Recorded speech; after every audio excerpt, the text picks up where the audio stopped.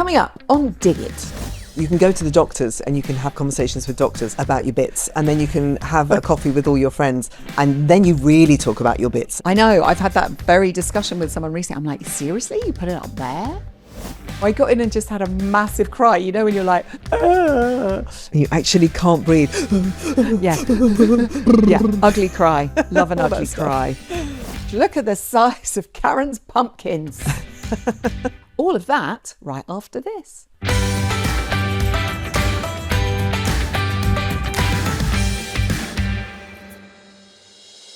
Hi, Jo. Hi, morning. Oh my God, the dogs. There's the dogs. The dogs think you're at the door. I wish I was at the door. One pod, I'm just going to surprise you with a ding dong. I'm here. You'll never get rid of me. Be someone else in your household to look after. How are you, darling? How's your week been so far? It's been all right. It's been fine, thank you. Yeah, Good. yeah, not too shabby at all. Hooray. It's a crazy time of year at the moment. It's just like all go, I feel, like with school holidays and holidays coming up, and there's just never enough time in the week. I got a spot the other day, and I was like, how can I get a spot at my age? I mean, that says a lot. When you really need a holiday, that is a sign your body's just going, hello, I'm just going to remind you, you need to take a break. I'm going to give you a great big spot on your chin. I've got one here. It's so crusty, and it won't heal up, which is, it's a real pain.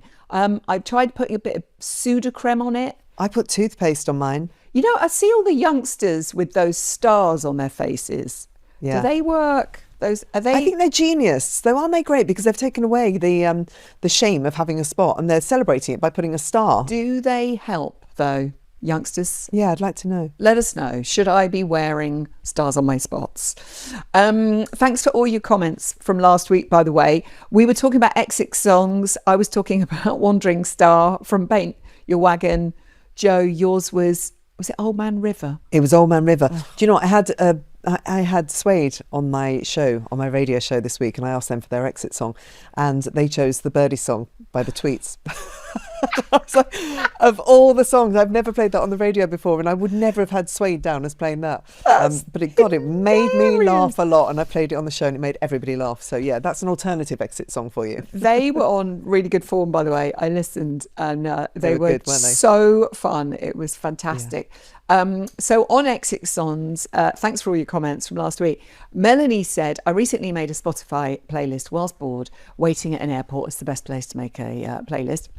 It's called If I Die, in which are 3 songs that are an absolute must. First up, I Vow to Thee. My country reminds me of bringing out church hymns.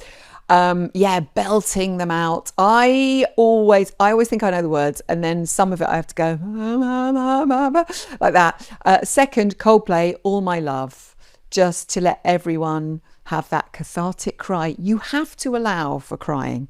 I think you do, because it's everybody needs to, let that sadness out. They'll be very sad, Melanie, at this point. And number 3, Pet Shop Boys, always on my mind. At the end, to dance out to the nearest bar, get over it, get a drink, and have a right old laugh. She's got it all sussed, has Melanie. She has. I love that. I thought, I'm sure you saw all the images of Ozzy Osbourne's funeral, and the family coming out and looking at the flowers and being surrounded by all the fans, and the grief on their faces. It was so raw and real and heartbreaking. It was just very touching. Ozzy, absolute proper music legend. We have another mention now. Exit songs. This is Diane on email. I'm known for having quite an odd sense of humour, and I love the idea of a group of people being very sad while listening to an incredibly upbeat song. So my exit song, says Diane, will be Katrina and the Waves and Walking on Sunshine. You do want to make people smile at the end, don't you? You really do. My dad has always said his will be Monty Python and always look on the bright side of life. Brilliant. Yeah. Because I think that's the thing, isn't it? With great tragedy, there is always humour. And when everything gets really difficult and dark, those moments when you're together with people you love, in the hardest of times, something always will eventually make you laugh or make you happy.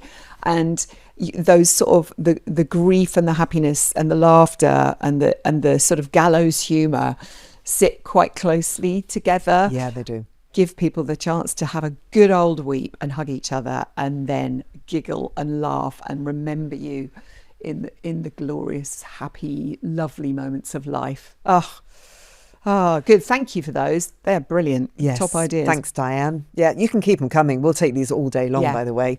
We've also had loads of really good suggestions for board games because holidays are looming and also the summer holidays are just endless. So all of us need to entertain each other and entertain the kids as well. So again, keep those coming. But Sue's been in touch and said, have you tried Rummy Cub? It's a number game. I'm rubbish at maths, but somehow do well at this. Now, I'm also rubbish at maths and this kind of scares me, but I'll try that. Rummy Cub. Okay, thank you for that idea. And we've had this one from Laura. My family and I have lots of fun playing Death on the Cards. Oh, is this some sort of like Agatha Christie style game? One player is chosen to be the murderer and another the accomplice. Only they both know.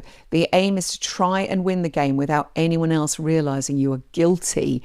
It really makes you realise how devious your kids can be. Mine are only 11 and 13 too, from Laura.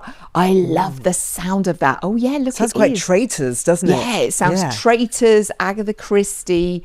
I love that. It's a big step up from Cluedo by the looks of it. Yes, we'll definitely be getting hold of that. And Kirsty's been in touch and she suggested Ghost Blitz, which I'm not aware of, and also Herd Mentality.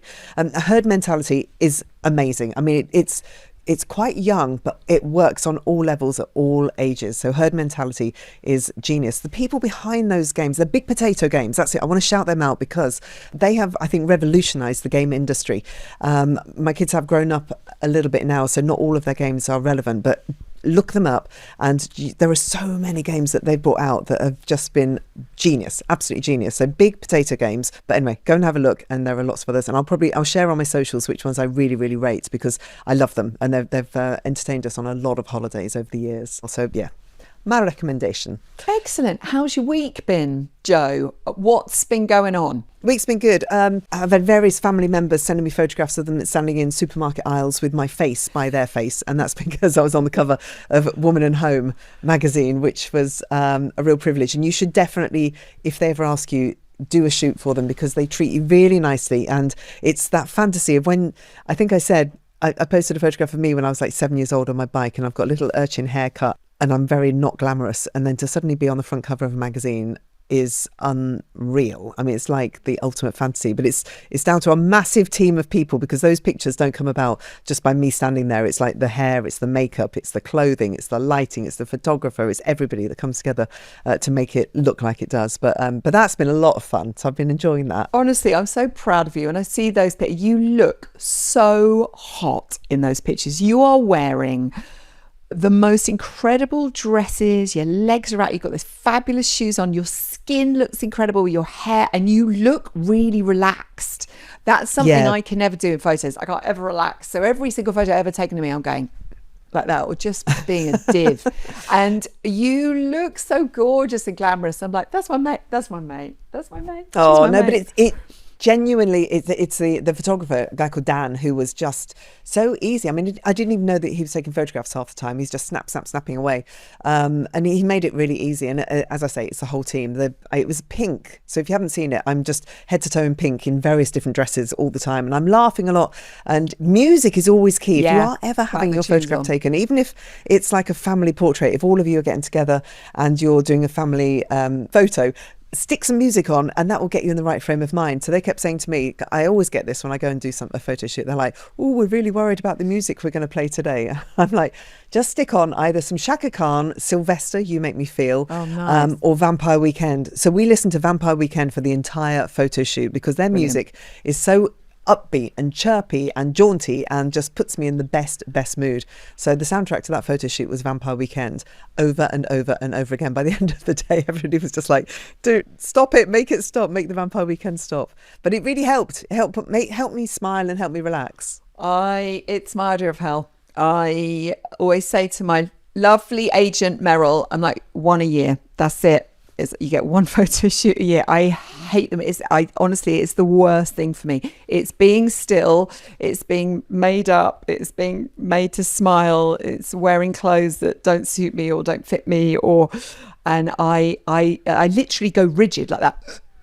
And you can see photographers thinking, oh, great, this is good. I'm like, just take it. Have you taken it? And I don't want to look at them. I don't want to see them. I just want to be out of there. If you could, I'm like, could you shoot someone else and then just Photoshop my face onto the body of a person who's done the shoot?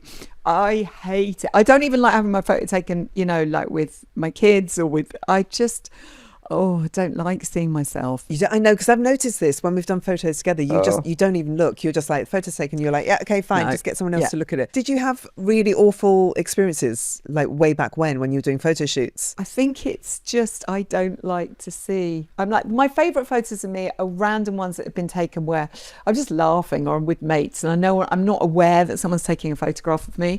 I'm just not very good at it. It's very unnatural. It is very unnatural, because I think this is the thing you learn. And when you watch models working, the way they stand often is not, people always say, if you've got to walk a red carpet, right, so you stick your hip out and you put your arm back and then you stick your boob. But of course I can never do it because I forget what you're supposed to do. And so I'm just like being like an absolute tool. If you're listening, Zoe just pulled a very, very funny face. Yeah, sorry. You can watch our podcast on Spotify, by the way. So if you want to see the ridiculous face I'm pulling. Something that really struck me about the article that you talked about that went with Woman and Home, Jo, was female friendships and how lucky we are to have our girlfriends and how important they are. My girlfriends are the things, but object to me calling them things for a start.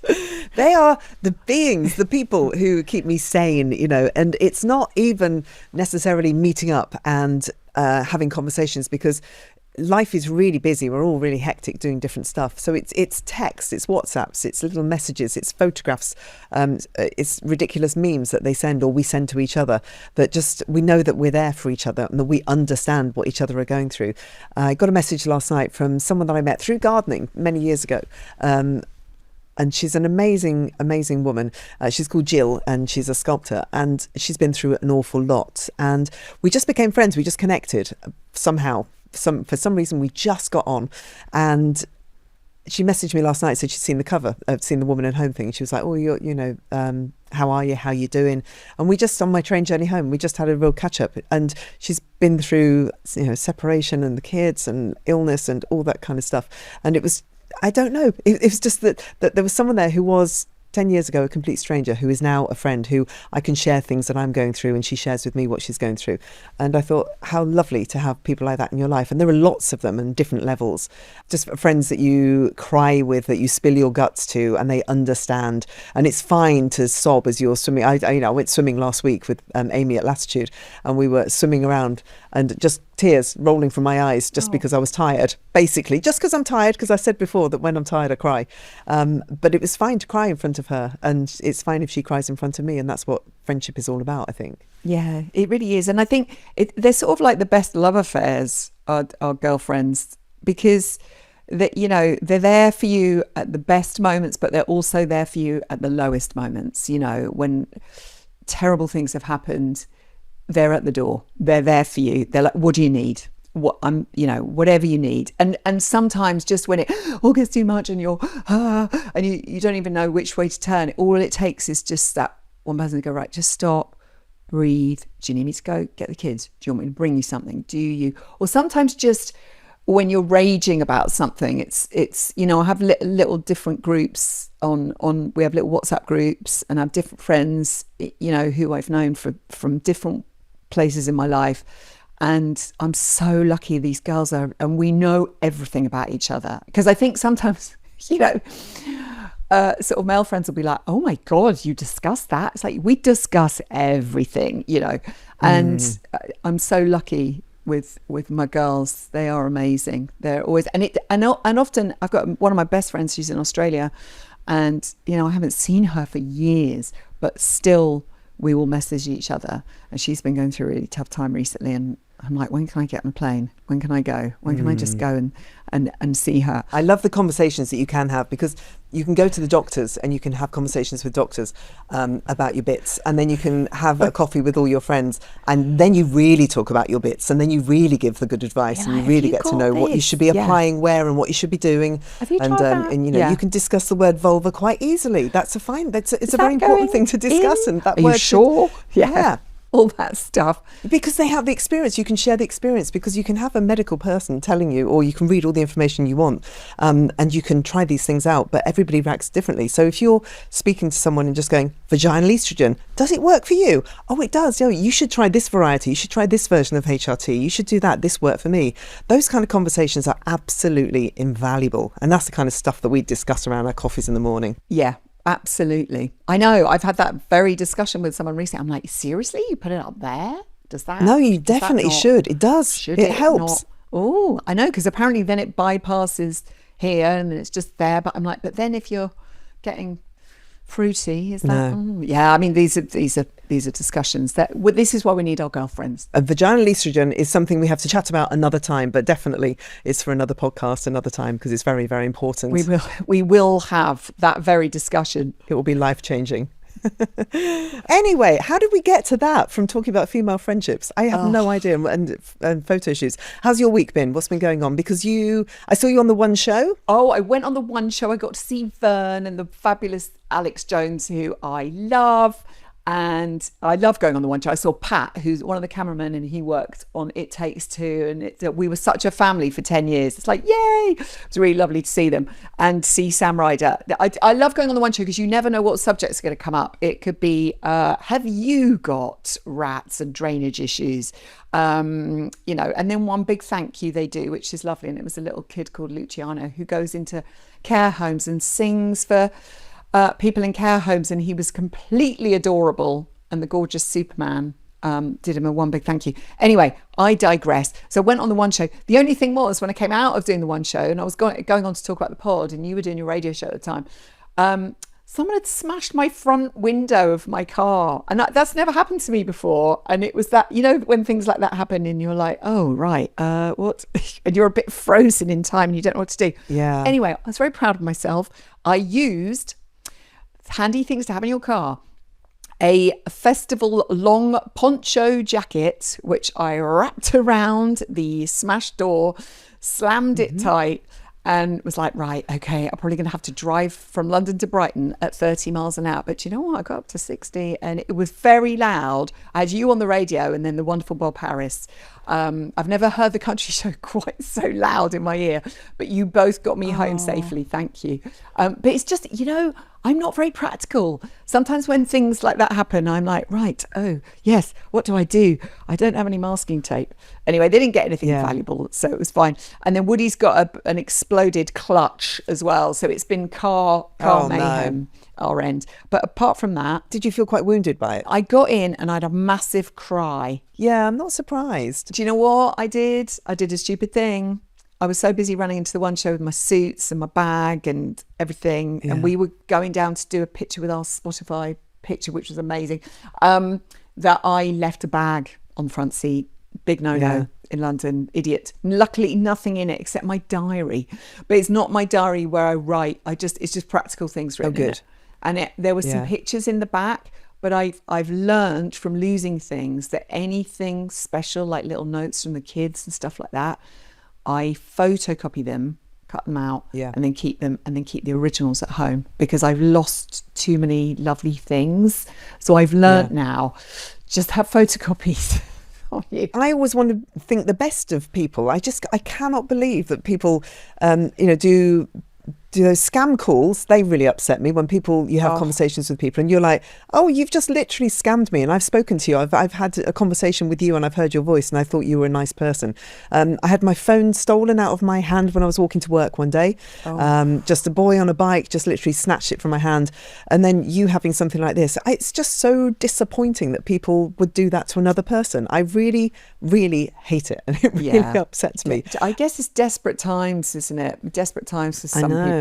And you just and then you just have to think, right, look, it's just a glass, it's just a window, it's inconvenient, you get it fixed, you sort it out. But anyway, my tip to everyone: keep a Rain Mac poncho, very thick.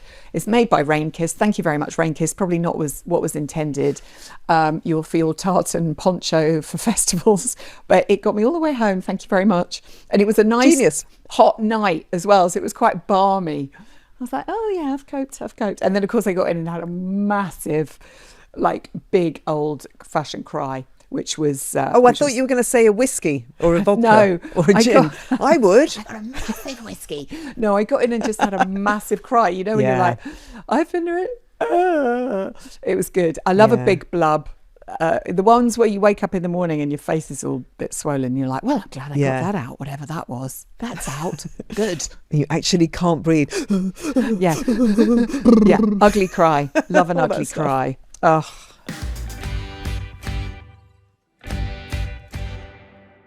We're going to take a quick break for some ads. Don't forget, if you're enjoying the podcast, you can become a subscriber to The Potting Shed. You will get longer episodes, bonus content, and access to our members' chat room where we can just share tips amongst each other. And when we eventually do live shows, you'll get early access to tickets. But most importantly, you'll be supporting the show. So to subscribe, head to digitpod.co.uk or tap on the link in the show notes. Right, time for a break. This episode of Dig It is sponsored by Hair and Me. Jo, can we talk about something no one really prepares you for? Are we talking hair loss here? Yeah, mine really started thinning during perimenopause.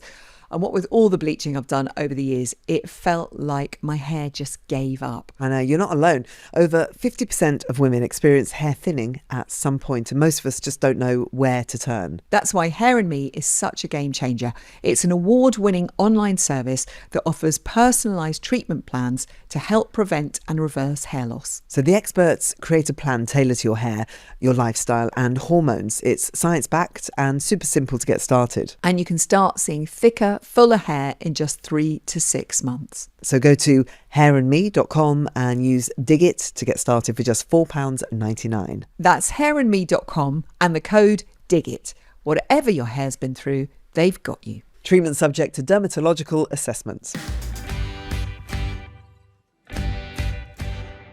This episode of Dig It is sponsored by Ancient and Brave. Zoe, holidays are fast approaching. Have you packed your collagen? Obviously, travel sachets straight into the wash bag. Ancient and Brave have really thought of everything.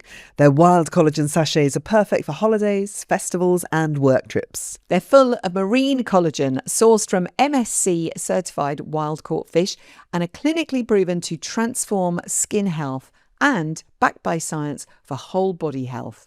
And it blends into anything. Smoothies, tea, even an iced coffee. No taste, no fuss. Plus they're a B Corp, proud members of 1% for the Planet, meaning that 1% of all their sales, which they've now increased to 2%, goes directly to environmental causes that protect our planet. So it's wellness for you and the planet. Go to ancientandbrave.earth/planet and use code DIGIT for 20% off your first one-off purchase. That's code DIGIT at ancientandbrave.earth/planet.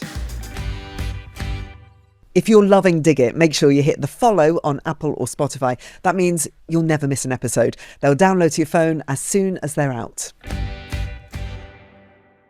Okay, let's move on to matters of gardening. And last week we said, show us your veg, and you delivered. So let's have a look at Ellie in Somerset. By the way, if you do want to see the veg that we're talking about, then you can watch on Spotify, of course. But otherwise, we'll be very descriptive. So Ellie has sent us pictures of her figs, which are nice and plump and round and very, very impressive. And then your tomatoes. I know. Your tomatoes, there's a beefeater tomato there, so that's fairly ribbed. There are some yellow ones. There are some black tiny tomatoes. It's very, very impressive. That is Ellie, an congratulations. Harvest. Actually, it's reminded me of my lovely neighbours, Sally and Alan. Their fig tree comes over into my garden and there's some juicy ones, but I never know, when am I supposed to pick them? Are they supposed to just fall? Is there a time? How do you know when a fig is ready for plucking from the tree? I think with all fruit, isn't it? It just kind of, you tug it and then if it comes off easily, you can eat it. And if it doesn't come off easily, then leave it to ripen a little bit longer. Brilliant. Yeah. This is Karen in Dorset. This year, the courgettes and runner beans love the dry weather. Oh, I like it. Courgette recipes would be great, please. There's a great Emily English courgette recipe. I'll look it up. I'll put it on my socials for you, Karen. It's so good. I think it's courgette in spaghetti with a bit of crab, if you like crab. And if you're down in Dorset, you get some lovely fresh crab. But look at those. They're stunning, Jo. They are very, very impressive. They look almost like marrows, but not quite. You've caught them at the right point. Huge. They look so good. On the left, it's yellow courgettes. And then on the right, pumpkins. Lovely. And in the middle, millions and millions of runner beans. Look at Karen's pumpkins. That's the right juicy pear. They're going to be huge. Look at the size of Karen's pumpkins. Right juicy pear, did you say? Yeah, I think I did. Sorry, Karen. And then we had a really lovely email from Teresa, who works for Surrey Choices. Teresa says, we support adults with various learning disabilities, teaching them horticulture and gardening skills. It's a project called The Growth Team, and we've been particularly successful with our bumper crop of yellow courgettes and cucumbers this year. And she sent some photos. And look at those gorgeous faces and the people who've grown these vegetables. I love that so much. I'm a massive fan of what you're doing, Teresa. Thank you very much indeed. They look great. Yeah, I really love it. I got to visit a fantastic team who are in Battersea Park, and they've got a similar setup where you can go and garden. And it's also for people who've had, mental health crisis and stuff. So it's a little community providing some joy and, a community for people who've been through a lot. Through the joys of gardening. So any more projects like that we can mention, always happy to give them a mention. Annie in Shoreham by Sea, she's down the road. I love having my sister's kids round in my garden when I'm minding them, but they're terrified of bees. I want them to learn that bees are only interested in the flowers. So can you let me know what types of flower the bees love so I can design a bee-friendly corner and do a bit of exposure therapy with the kids. Such a great idea, Annie. Well, we've put your question to bee expert and YouTuber, the wonderful Dave Goulson. I sometimes call him Dr. B, and he has sent us a voice note. Hi Annie. The South East is the best bit of the UK for wild bees. We have loads of them. Anyway, sadly bees are, as you probably know, they're in trouble and we need to look after them. We can all help by growing bee-friendly flowers in our gardens, and I've written books and books about this. You might have a look at one called The Garden Jungle I wrote. But here's a few bee favourites. Catmint is absolutely brilliant. Lavender is fantastic. Comfrey, they absolutely adore. If you can squeeze in some native wildflowers, they're really good for bees and other insects. Things like marjoram, a bit more unusual, viper's bugloss or bugloss is a beautiful flower that bees go mad for. And if you can just find room for even a few of those little plants, then the bees will love you for it, and you'll be doing your bit to help them. Thank you, lovely Dave. I was lucky enough to go to Dave's garden, Jo, and it was such an experience because you really got to see this is a man who he can name every single bee that you see land. And because of Dave, now when I'm in my garden, I thought much more about planting for bees. So I've got lots of bee-friendly plants out there. And this is one of my favourite things to do, especially now because the garden is like in full bloom and it's doing its own thing. And apart from a little bit of weeding, there's not a lot for me to do out there at the moment. I just sit and look at all the different kinds of insects that are on the geraniums or are on the bee blossom or the, is it eryngiums? The kind of thistly ones that are like electric blue. Yeah, they love that. They love them. So I'm just like, oh, look. And then I go and look them up. There's a beautiful bee that's in the garden at the moment that's got a bright orange tail. But sort of like a bumblebee, but with a big bright orange bum, who is beautiful. And they're all different shapes and sizes. And I think, Annie, if you get the kids, if you get them some pictures of all these different bees and their different names, and then you get to spot them, fingers crossed you can change their idea about the bees and they don't need to be scared of them. It's a great idea. Really great idea. Yeah. Thanks, Dave. What a lovely voice. I loved it. What a nice man. Really sweet voice. And his garden is full of bee hotels as well. He talks about the importance of bee hotels. I've got a couple in my garden, but I don't know. I don't know if they're up to scratch. I'm not sure if the bees have moved in yet, but I'm going to get a few more. Yeah. Have you got some? No, I've tried with bee hotels, but actually I've got so many plants in the garden, they don't need the bee hotels. Yeah. They're just buzzing around. And people are always saying, oh, what do you listen to when you're gardening? I'm like, the humming of the bees. That's my favourite soundtrack. It's just the nicest thing to listen to because they make such a gorgeous noise, and they're just all around, like being busy all the time. Yeah, I think the more insects we can encourage into our garden, the more. And when I did a video the other day, and there was a really massive slug, but in the video it looked quite small. It took us back to our original name for the podcast, Fat Slugs. But if somebody was saying, oh, the slugs, it's like you have to accept all the creatures that come into the garden. And it's been a real top year for aphids, so many aphids. And I know people are like, oh, there's aphids on my, but actually the aphids are food for other insects and for birds. So, you know, you've got to accept that they're all in there. And sometimes I just like, hey, slugs, you know what? You have that. You can have those dahlias. They are yours. Fine. You have those. But can you just leave these bits over here alone? And we need it. It's all the circle of life, gang. It is. I know. It's so funny, isn't it? When you're younger, you get so scared. You're so scared of things like spiders and oh my God, mind you, I do have an issue with flies at the moment. There are so many flies around. I don't know about you. Oh, really? Yeah. What is the benefit of flies? I'm not sure. I'm sure they do something, but I don't know what they contribute. You've just reminded me now. Things that I don't like in my garden at the moment are the hornets. We've got some massive hornets. Oh my gosh. When they come into the kitchen, there's just like pandemonium. Everyone just going, oh, get out. Get out. So the hornets, I don't think they contribute very much. And I don't know what flies contribute. I'm sure they do. Let's ask Dave, do flies and hornets contribute? Should we love them as well, even though, they drive you mad and they're terrified? Yeah, finding them really hard to love. But yeah, give me a reason to love them and I will embrace them completely. And the sounds of the garden is just lovely, talking about the bees humming, the birds.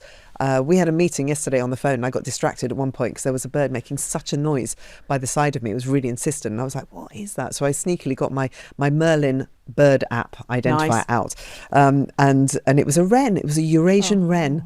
It was such a sweet but really, really insistent sound that it was making. And then I was trying to find where it was, but wrens are really tiny, so I couldn't actually see it. But it was making itself known. Yeah, but I love my bird app. Oh, that's such a good. It's a good app. It is a good app. Yeah.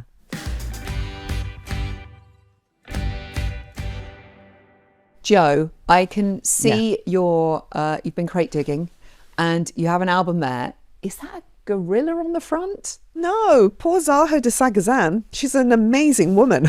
Oh God, it's not sorry. A gorilla. I can see what you mean. It's like a cartoon character, and you can see this if you're watching. You can see it on Spotify because we do televise this as well. But I will describe it. So her name is Zaho de Sagazan, and she's a French artist.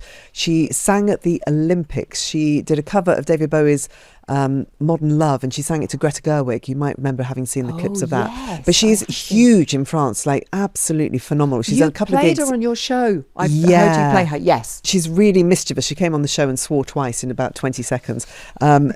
So many people love her. Tom Odell really loves her. So this album is called La Symphonie des Éclairs, Le Dernier des Voyages, and it's Zaho, and she's playing the keyboards, and she's looking quite like kind of like a scary superhero on the front. But I recommend her. I kept saying to Alexa, I was on the other day, and I was like, play Zaho de Sagazan, and they must have played me about 100 different artists, and none of them were Zaho de Sagazan. Can I just say, amazing French pronunciation there, Jo. Did you do well at French at Well, school? you say that. No, whenever we go on holiday, the kids always laugh and they're like, Mum, you did languages. Ask for something at the cafe. And I go, bonjour, je voudrais, whatever, tasse de thé. And they just obviously all speak back at me in English and just go, yeah, is your tea? They do, don't they? The French people are like, let's just save time. I'm just going to speak to you in English. I know. I can only say, qu'est-ce que tu fais, which is, what are you doing? And some very rude things. What have you got behind you? Okay, so I'm gonna go in here today, and I've got. She's not looking. She's just plucking something out from the records behind her, the vinyl. What is this? I've actually pulled out two, which is probably not allowed, but they're both brilliant. So I've got the Yardbirds, which I absolutely love. This, look at that, isn't that a beautiful, it's like a small, and I'm trying to think what I bought. Is it a 10-inch? For your love, no, it's actually an album, weirdly, but it's a strange size. Absolutely love that. And then the Autumn Stone, which I also love, by Small Faces. There's a song called Autumn Stone, which a very hot boy put on a cassette for me many years ago and introduced me to Small Faces, and I found this album and absolutely loved it. There we go, eclectic, eclectic mix. I'm now thinking how organised you are. Have you put your records, your vinyl, into different categories? Because I feel like you're in the 60s section of your vinyl at the moment. Yeah, totally. You're that anal person who does that. Yeah. Oh my God. It's a little bit anal, but it's not alphabetical.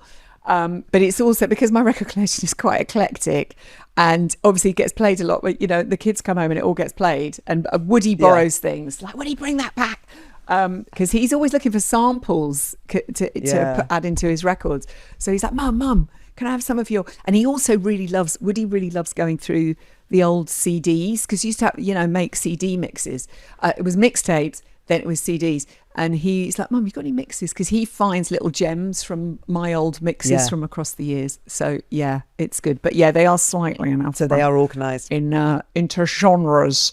So, but I might have to mix them up, otherwise it'd be quite predictable. But anyway, they're my recommends for this week. That's all we've got time for today. Back again on Monday to hear what you've been saying. If you have any questions, tips to share, or general thoughts, contact us. We'd love to hear from you. Our WhatsApp and our email address are in the show notes. All right, so lovely to talk to you. Thank you so much. What are you going to do for the rest of the day? I've got to go shopping with a teenager. I've got to prep a radio show. I've got to do a bit of packing, and I might just, if you need me, I'll be in the garden listening to the bees. I'm going to go and check my figs. Oh yeah, check your figs. I'm hoping they'll be plump and ripe and I can pull them off. That's a horrible phrase. Okay, yeah, I'll see if they come off in my hand. If they come off in my hand, then I can eat them. Yeah. Okay. Thanks. On that note, I will see you on Monday for some questions then from all our lovely diggers. From our lovely diggers. Keep them coming, please. Bye, diggers. Bye.